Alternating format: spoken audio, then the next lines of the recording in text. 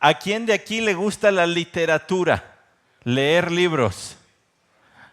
A Elías, obviamente a Areli le debe gustar, está estudiando. Bueno, entonces van a estar que se sienten aquí los que les gusta la literatura.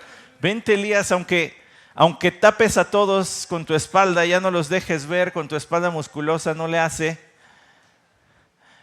¿Y todos los demás somos los normales? No es cierto, no se crea. Los que no nos gustan ni las matemáticas ni los libros, sí nos gusta algo de eso. Ahorita voy a hablar de mi libro favorito, pero todos los demás que no se identificaron con eso, de todas maneras, siéntense de la segunda fila hacia atrás al centro. Por favor. Voy a hacer algunas preguntas de literatura y voy a hacer algunas preguntas de matemáticas y todos los demás aquí, pues a ver de qué les pregunto, ¿verdad? Listo.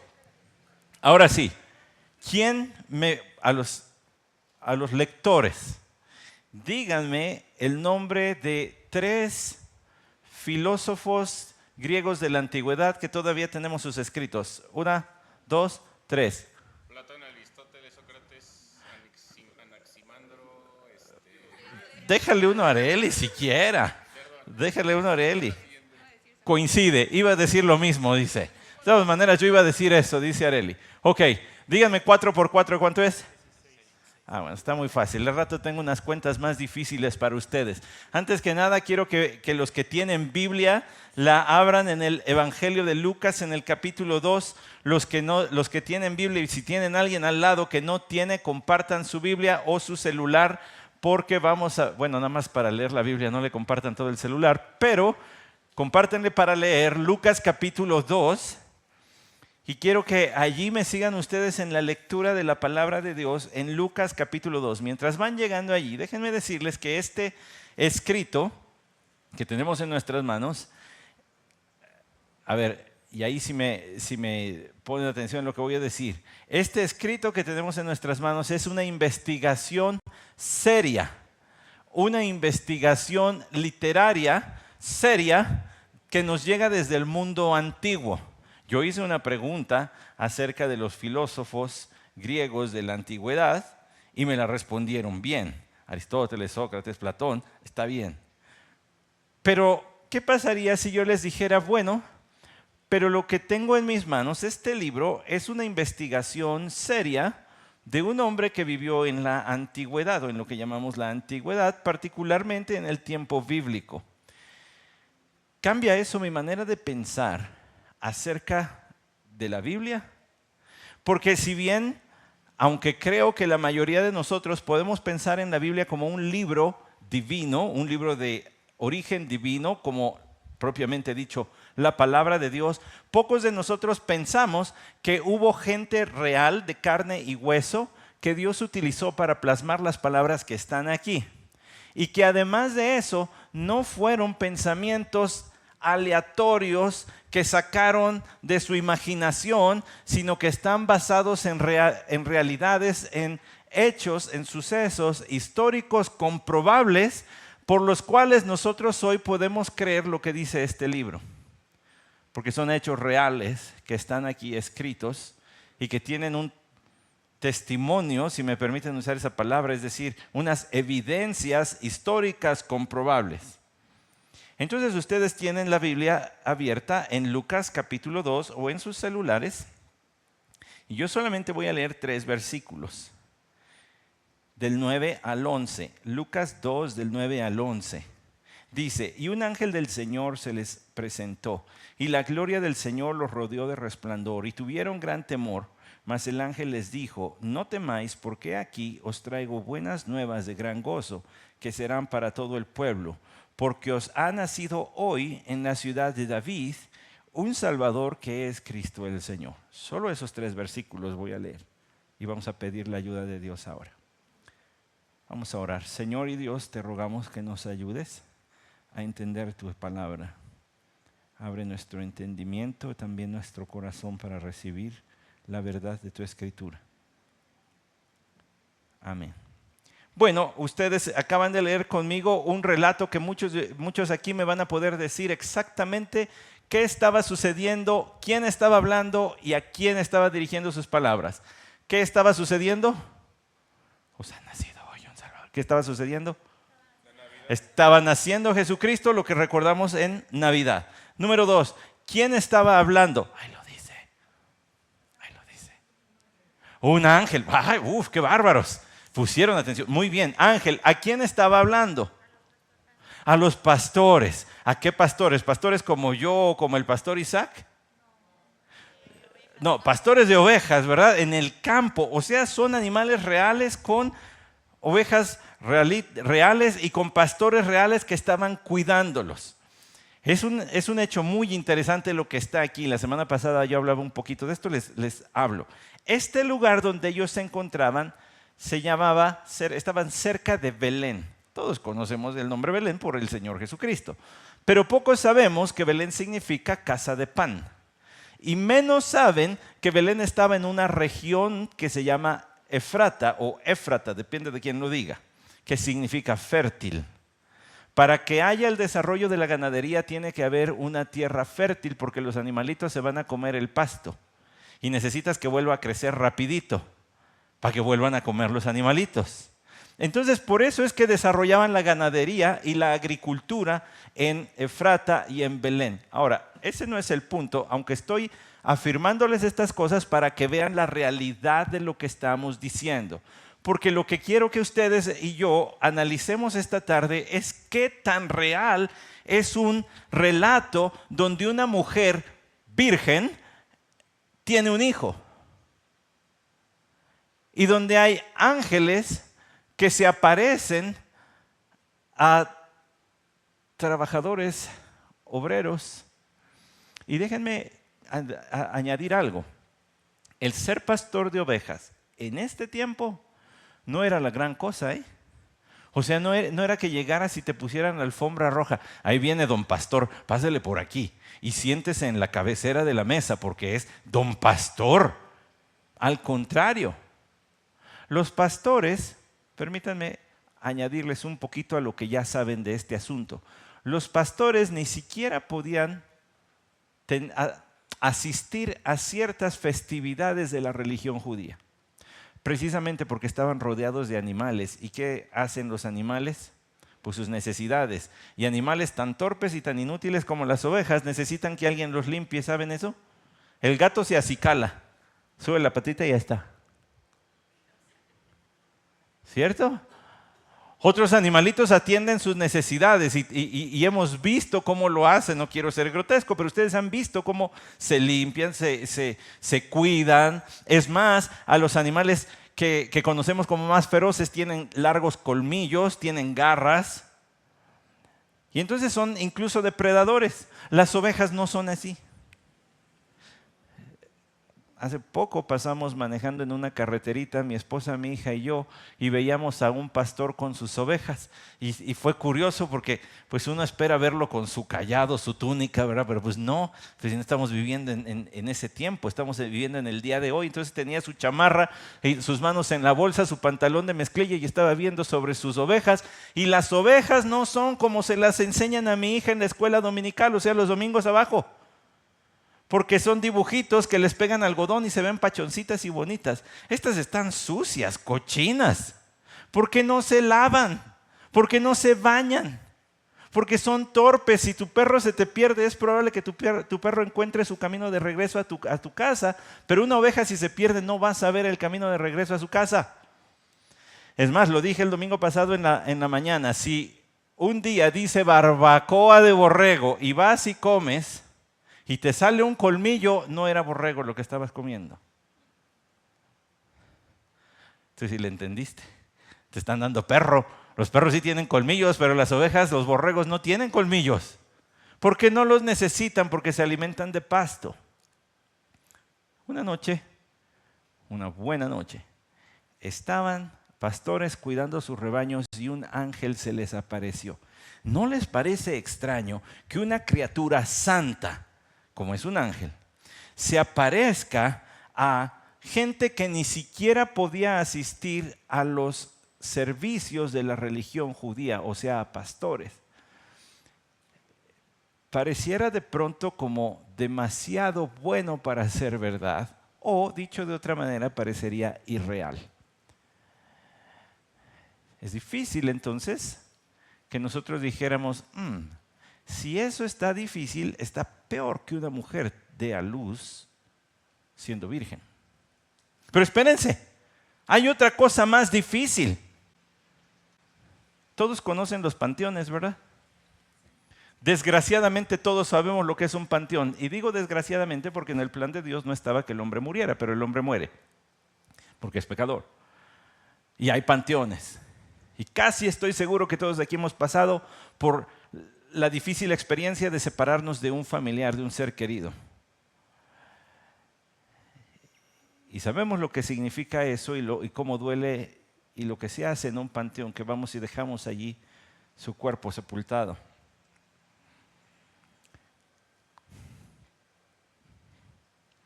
Así como hay panteones, eso es testimonio de que nadie regresa de la muerte. Entonces hay otra cosa difícil de entender o de creer, pero que la Biblia sí habla de eso. ¿Saben cuál es? Que alguien haya resucitado. Pero si estamos rodeados de panteones, ¿alguien aquí estudia arquitectura? Ok, todos duermen sus noches completas, me supongo, porque los que pasamos por arquitectura, una que otra vez dormimos noche completa.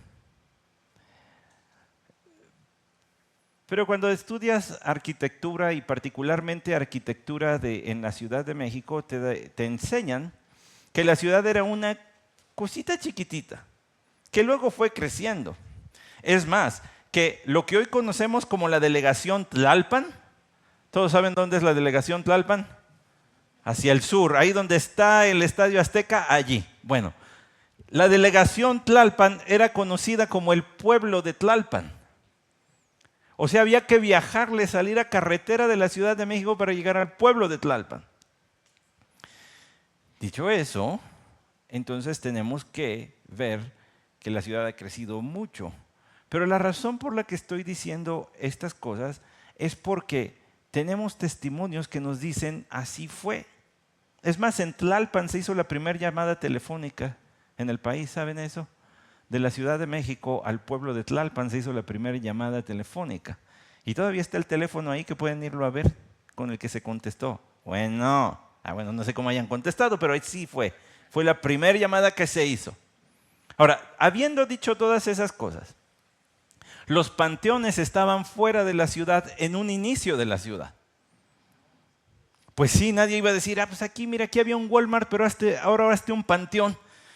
No jueguen, pues qué espanto, ¿no? Pues qué onda estar viendo allí todo eso todos los días, cómo sepultan gente. Pues no, estaban fuera de la ciudad, pero ahora ya se las comió la ciudad. Entonces, el hecho de que existan panteones el día de hoy es testimonio de que nadie se levanta a la muerte, o más bien debo decirlo de esta manera, que nadie se ha levantado de la muerte excepto uno. Pero si todo eso parece difícil de creer, entonces tenemos que ver las razones por las que sí es posible creer. Primero, porque Dios da la fe. Pero esta tarde mi propósito es mostrarles cómo lo que dice la Biblia es verdad y entonces qué implicaciones tiene para nosotros. Estaban ustedes leyendo junto conmigo Lucas capítulo 2. Retrocedan tantito a Lucas capítulo 1, por favor. Dice Lucas capítulo 1. Solamente voy a leer los primeros 4 versículos.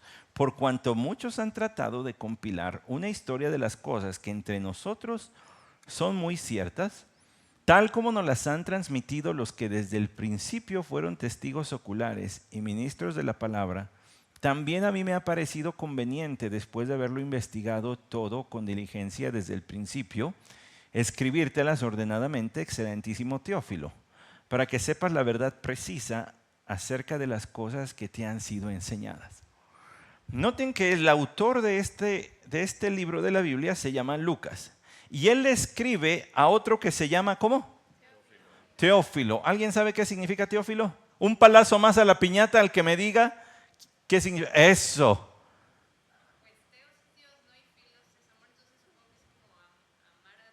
el que ama a Dios. Muy bien, entonces después de que digamos, si tu tiempo se acabó, ella tiene un palazo más. Domi tiene un palazo más. ¿A quién se lo quieres pasar? Ah, no, el palazo más. No, tú das el palazo más. Bien aclarado, bien aclarado.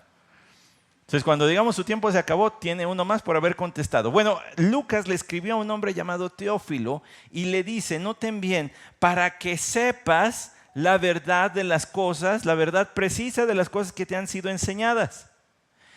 Eso dice el versículo 4 de Lucas 1. Entonces pongan atención porque Lucas lo que va a hacer es fundamentar el hecho de que lo que vas a recibir, lo que vas a tener en tus manos, Teófilo, es la verdad de las cosas que tú ya sabes y crees. Para ustedes y para mí eso se constituye en un testimonio histórico de nuestra fe, de los que creemos en Cristo y de los que no han creído, de por qué pueden creer. Sí, yo también pasé por la secundaria y la preparatoria y la universidad y tuve los maestros que negaban este libro. Desde la secundaria decían, es parte de la literatura universal. Y les soy sincero, es el examen de español más fácil de toda mi vida. El día que preguntaron, escribe las secciones en las que se divide la Biblia, uy papita, pues si me las enseñaron desde que era un niñito más chico que mi hija, vámonos. Di 3 historias de la Biblia, vámonos. El examen más fácil, pero lo ven como literatura. Es más, conozco un pastor que es maestro en la Universidad Iberoamericana y él da literatura y él enseña la Biblia como parte de la literatura universal. Él lo considera más que eso, pero allí lo enseña como una obra literaria. Cuando tú piensas en la Biblia como una investigación, particularmente el Evangelio de Lucas, como una investigación seria, entonces valdría la pena ver que Lucas verdaderamente aporte las características que hacen de su Evangelio un documento histórico. Porque permítanme poner de una vez la cuestión que está en juego. Si la Biblia es verdaderamente la palabra de Dios y si los hechos que narra son verdaderos hechos, eso quiere decir que tarde o temprano tú y yo vamos a enfrentar el juicio de Jesús y algo vamos a tener que decir o hacer. ¿Creíste?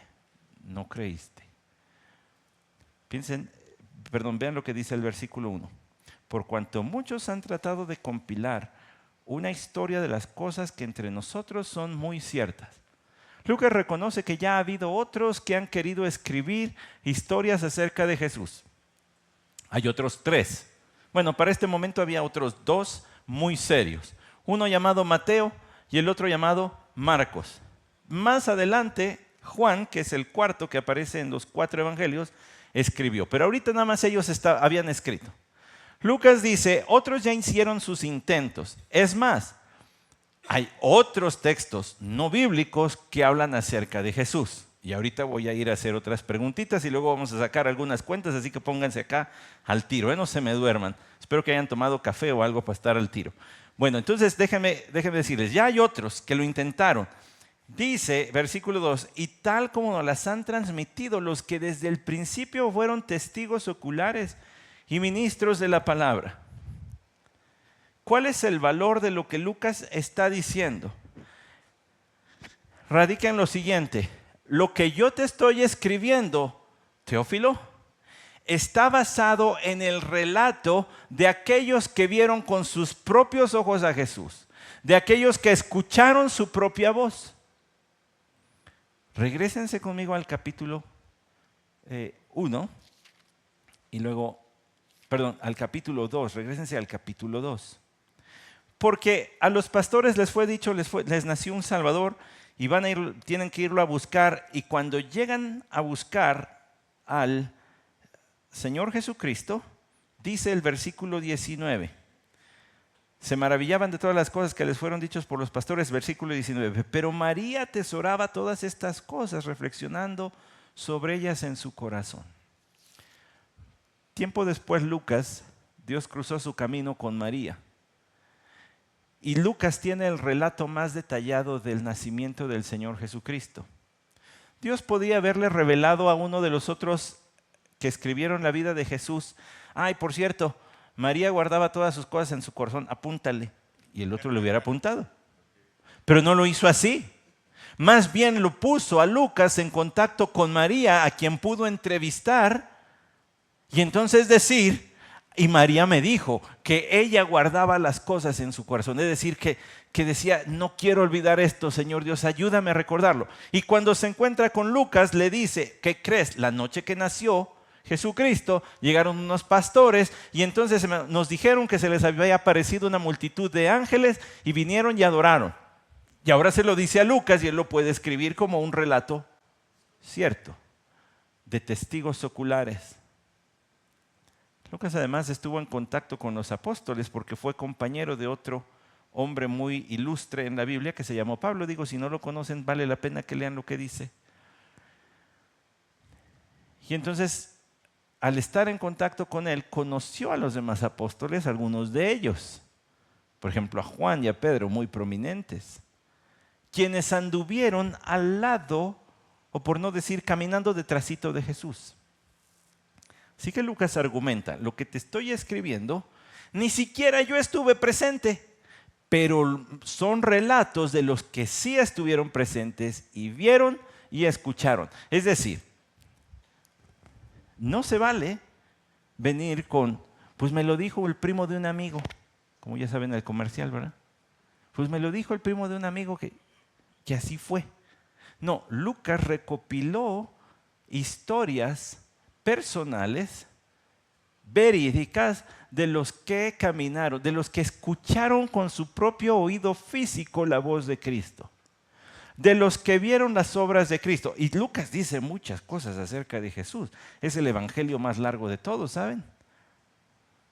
Es el que tiene más palabras en cualquier idioma que sea traducido, es el que tiene más palabras. Y si ustedes notan las cosas que hizo, Jesucristo hizo muchas cosas que merecen ser registradas y muchas más que no quedaron registradas, pero bueno, todo lo que hizo debió haber quedado, pero en su voluntad no lo quiso así. Pero sanó gente inmediatamente. No les decía, mira, tómate un paracetamol y bueno, pues ahí vemos cómo te sientes, mañana regresas. No, los mandaba a su casa sanos. Es más, si alguien es cojo o manco, ahora vengo contigo también, Alfredo. Si alguien es cojo o manco, ¿cómo sanas a un cojo o un manco? Le dices, ay, pobrecito. Bueno, pues que te sientas mejor, man, ojalá mañana. ¿Cómo sanas a un cojo o un manco? A ver, díganme, ¿cómo sanas a un cojo o un manco? ¿Qué tiene que suceder? Regenerarle una extremidad. Pues le tienes que regenerar la extremidad que le hace falta. Hace poco que hablé de la sanidad de un cojo, les dije, pues es el poder de Dios, les dije en la predicación. Y cuando bajamos, me dijo un hermano, bueno, hay otra forma de que pudieron suceder las cosas, pastor. Y yo dije, ay, pues a qué comentarista lee que yo no me he enterado, ¿verdad? Pues si no le hizo que le creciera el pie, pues a lo mejor le cortó el otro y se lo emparejó, ¿verdad? Yo dije, no, pues no, eso no es sanidad, eso nada más hubiera sido en pareja.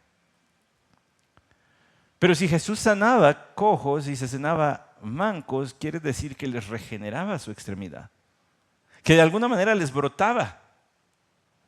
Es más, Jesús sanó sordomudos. Piensen en eso.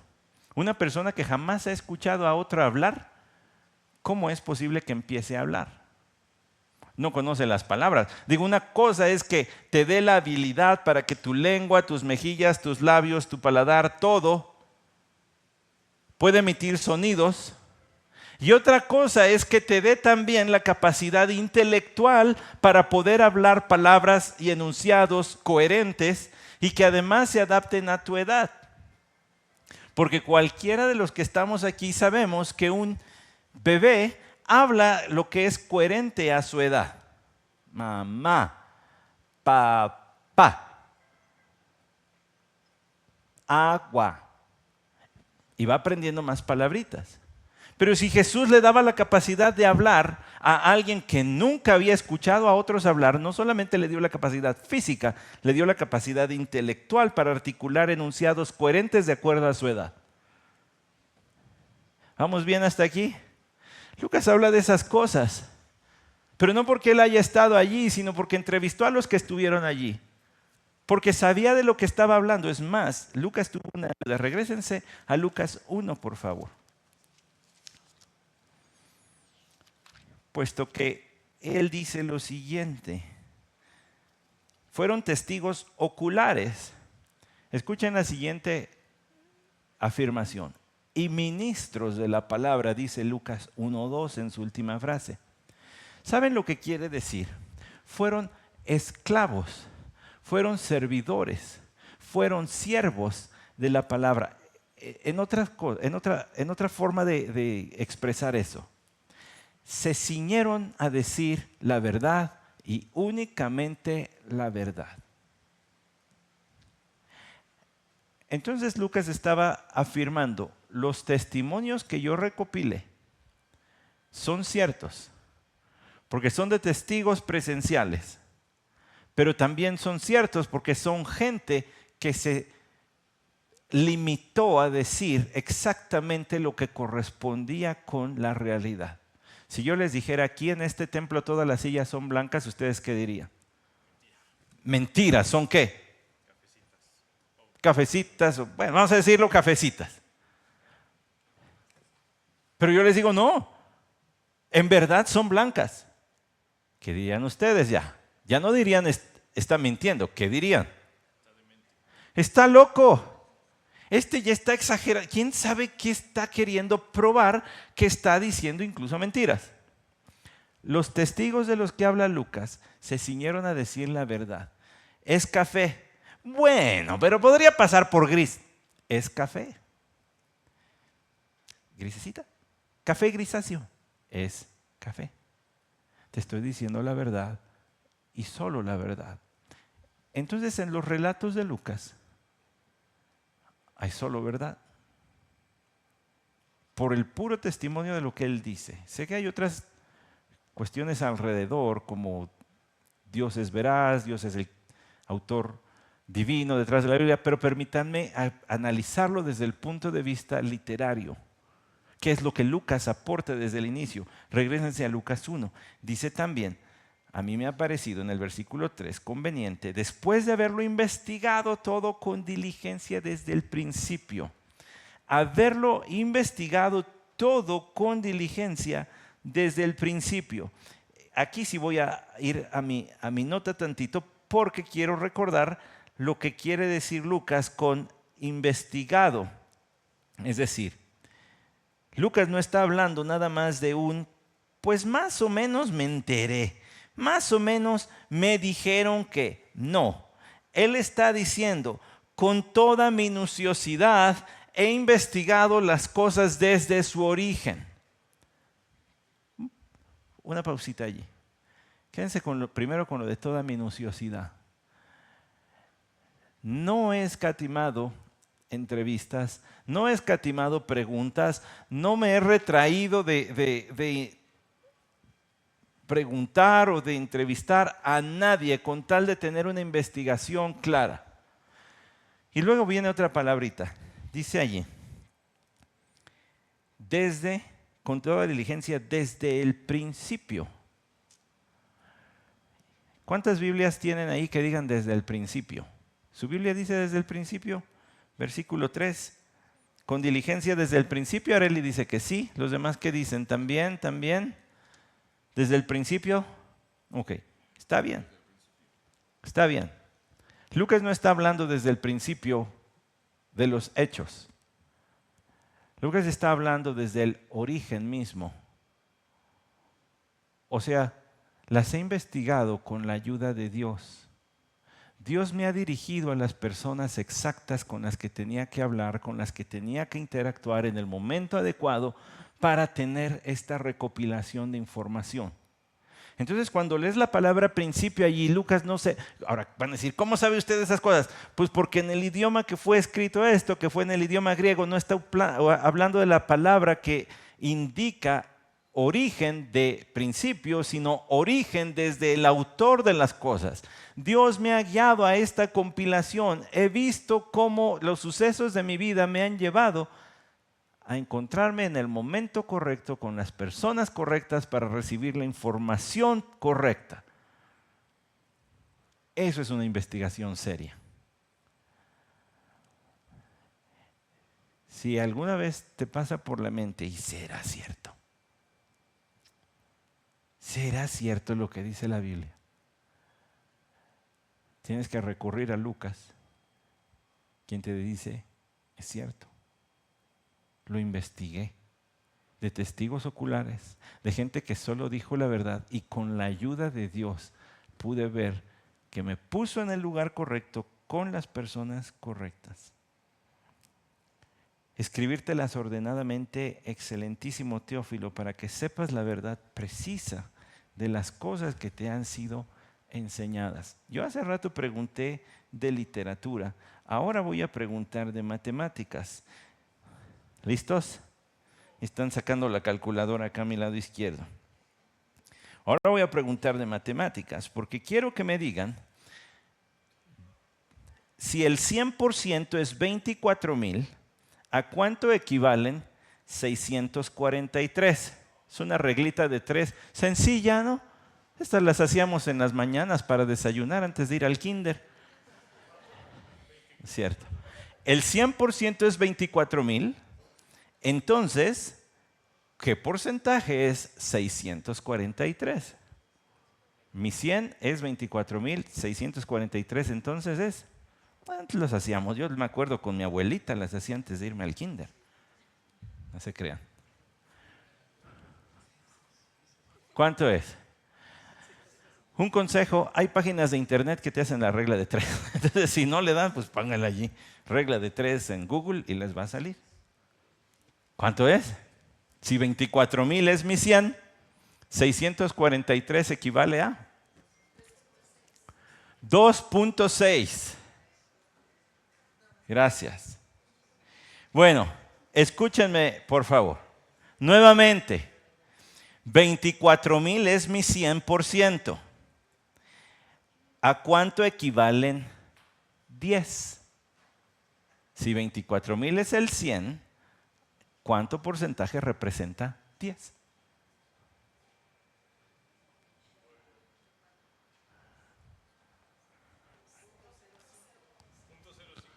.05. Señor, aquel hombre lo sacó de memoria el pastor Isaac. Qué bárbaro. Bueno, ahí les va. Yo pregunté por algunos filósofos griegos. Aquí les van las respuestas. De la Biblia, escuchen, de la Biblia se han encontrado 24,000 manuscritos del Nuevo Testamento.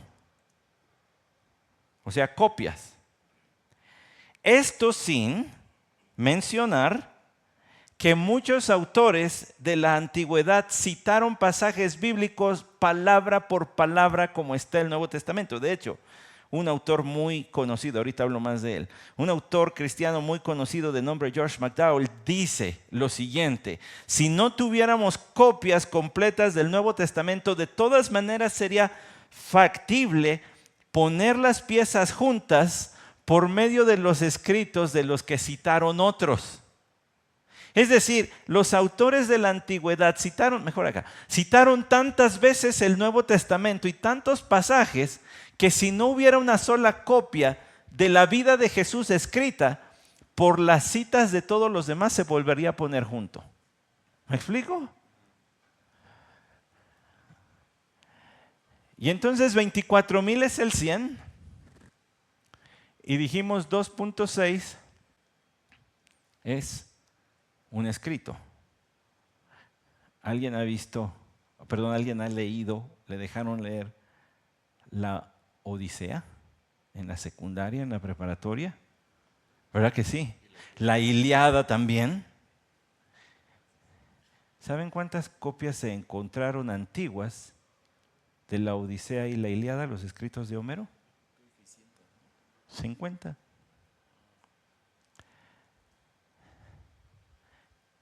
Y de Platón no hay más de 60 copias, y a muchos nos dejaban leer en la preparatoria los discursos de Sócrates, de Platón. Y hay una evidencia abrumadora del Nuevo Testamento. Nadie duda que la Odisea y la Ilíada hayan sido escritas por Homero. Yo sé que pensamos en Simpson, pero no, el escritor de la antigüedad. Nadie duda. Pero sí se duda de la Biblia, la cual tiene una evidencia abrumadoramente mayor de que este libro es verdad. Es más, el testimonio de un escritor judío del primer siglo sería valiosísimo, ¿no? Sobre todo uno que no haya sido cristiano. Sobre todo uno que no haya sido cristiano, diríamos, hombre, pues si este ni siquiera le caía bien Jesús, pues ¿qué pudiera decir? Bueno, pues hubo un hombre llamado Flavio Josefo que escribió de Jesús. Jesús era un maestro sabio que realizaba hechos sorprendentes. Fue crucificado por Pilato y sus discípulos persistieron en sus enseñanzas. Y eso dicen los escritos de Flavio Josefo en el capítulo 18, párrafo 3, versículo 3. Y él vivió entre los años 37 y 100. O sea que en algún tiempo coincidió sobre esta tierra con nuestro Señor Jesucristo. Vivió en el mismo tiempo que Él.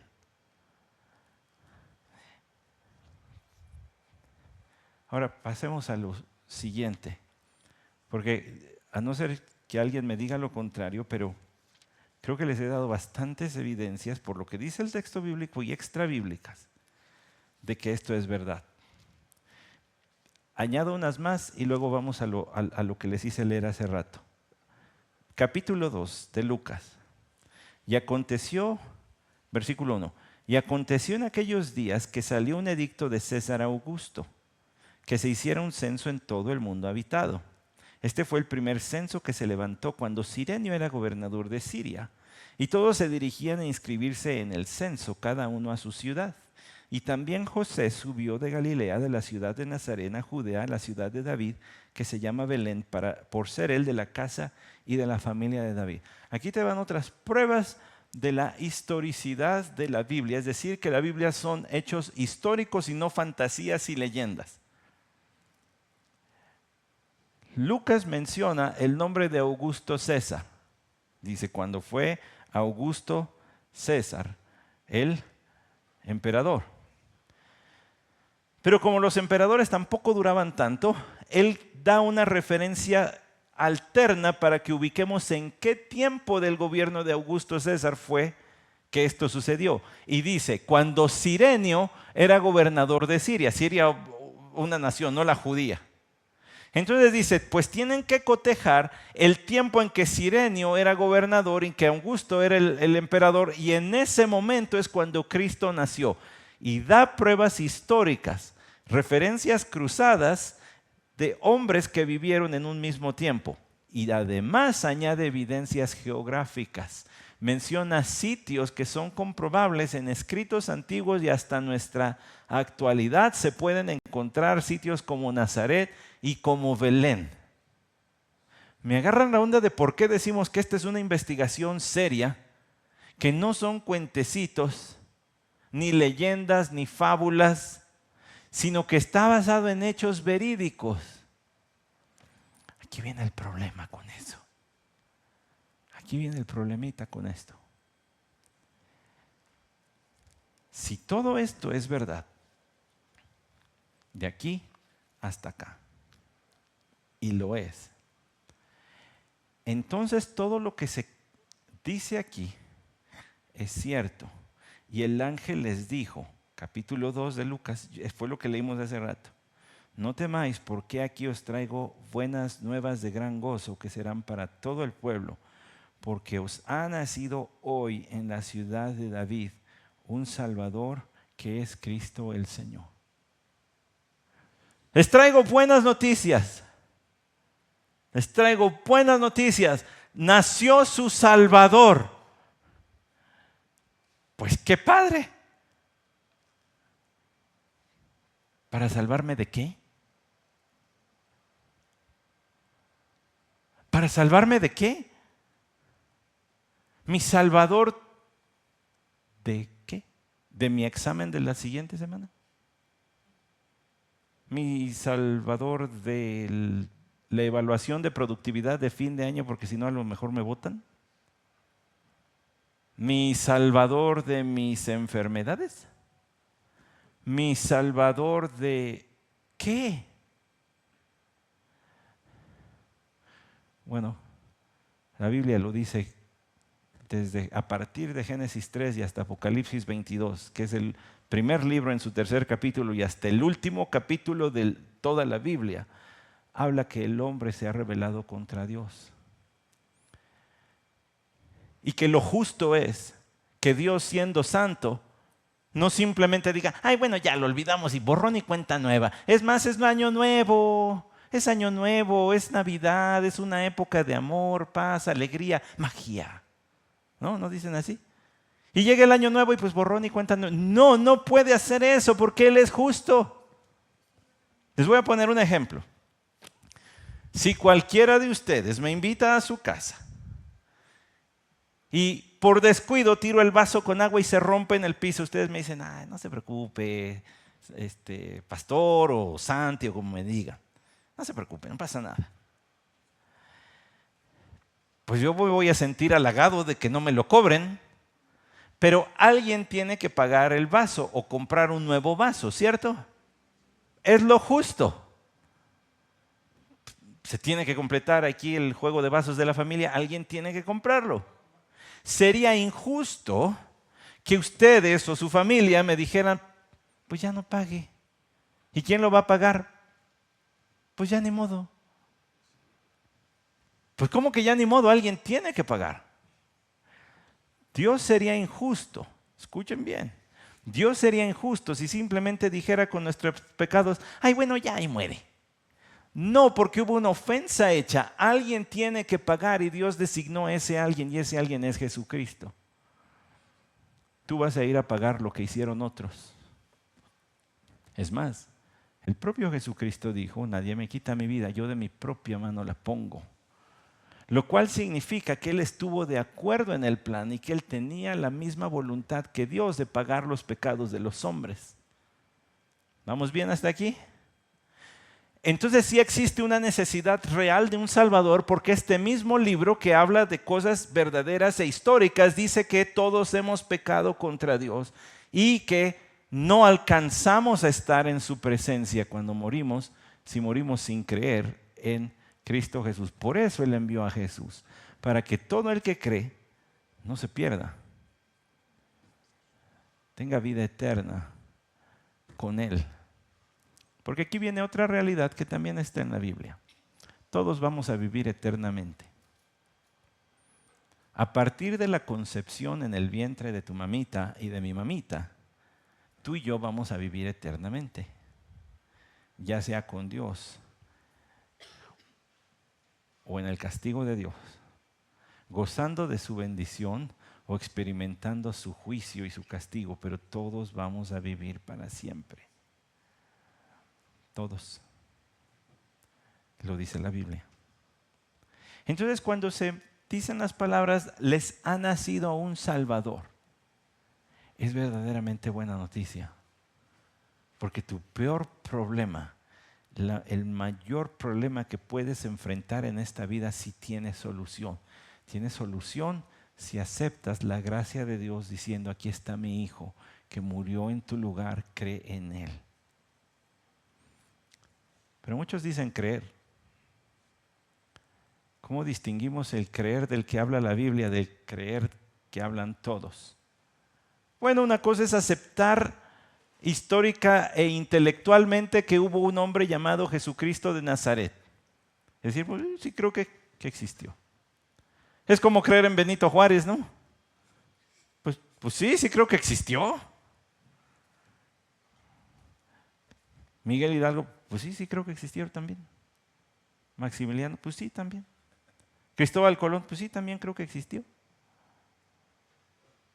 Pero no es nada más una aceptación intelectual de su existencia, es una aceptación intelectual y en tu voluntad de que Él es quien dice ser el Hijo de Dios y por tanto el Señor y por tanto el dueño de tu vida. Tú moriste por mí, mi vida te pertenece. Tú moriste por mí y mi vida te pertenece. Creo en ti. Tú moriste por mí. Sí, sí viviste, pero moriste en mi lugar. Tú eres mi Salvador. Por eso son buenas noticias, porque son para mí también. Mientras que yo he estado hablando, yo sé que digo algunas cosas de repente, pues, jocosas y demás. Pero creo que has visto que esto es bien serio. No hay otra cosa más seria en este mundo. Todos los demás problemas se van a acabar aquí.